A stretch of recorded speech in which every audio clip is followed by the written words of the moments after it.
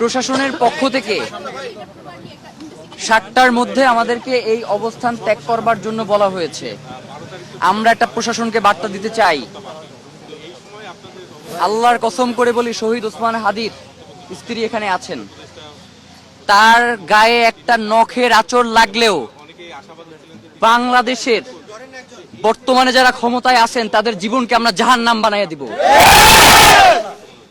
শহীদ ওসমান হাদির স্ত্রী এইখানে অবস্থান করছেন, কোন আলটিমেটাম যদি কেউ দিতে আসে থাপড়ায় তার দাঁত ফলাই দিব।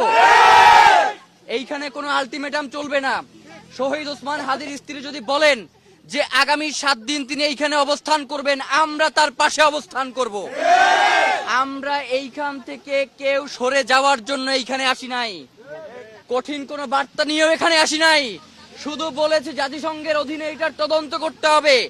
যদি এই সরকার জাতিসংঘের অধীনে এটার তদন্ত করতে না পারে, তাহলে আমরা মনে করব অন্তর্বর্তীকালীন সরকার এই খুনের সাথে জড়িত।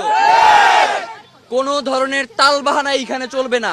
শহীদ ওসমান হাদির হত্যার তদন্ত নিরপেক্ষভাবে বাস্তবায়ন করতে হবে এবং বাংলার জমিনে তার বিচার নিশ্চিত করতেই হবে। এর বাইরে সরকারের সাথে আমাদের কোনো কথা নাই। আপনাদেরকে আরো একটা কথা বলি, কোনো উপদেষ্টার সাথেও আমরা কোনো ধরনের কথাবার্তা বলবো না। কথা হবে একমাত্র ডক্টর মোহাম্মদ ইউনূস, আমাদের যিনি প্রধান উপদেষ্টা, আমাদের অভিভাবক, তার সাথে। এর বাইরে আমাদের কারোর সাথে কোনো কথা নাই। অমুক উপদেষ্টা এসে সান্ত্বনার বাণী দেবেন, অমুক দেবেন, তমুক দেবেন, এইগুলো বহু শুনছি। আর মিষ্টি মিষ্টি কথা আমরা শুনতে চাই না। এখন এইখানে আমরা বাস্তবায়ন দেখতে চাই যে জাতিসংঘের কাছে এই তদন্তের জন্য চিঠি দেওয়া হয়েছে কিনা। এর বাইরে আমাদের কোনো আর কথা নাই। আপনারাও মিষ্টি মিষ্টি কথা বলে বাংলাদেশকে বিদেশের কাছে বিক্রি করে দেন। আপনারা মিষ্টি মিষ্টি কথা বলে বাংলাদেশের সব থেকে স্বাধীনতার পক্ষের যেই ভোকাল, তাকে দিনে দুপুরে প্রকাশ্য দিবালোকে গুলি করে তাকে হত্যা করে ফেলেন।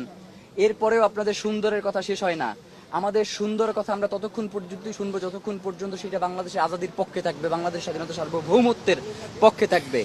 এর বাইরে যদি কেউ সুন্দর সুন্দর কথা বলতে আসেন, তাহলে বাংলাদেশের জনগণ আস্তে আলতো করে থাপড়ায় দাঁত ফালাই দিবে।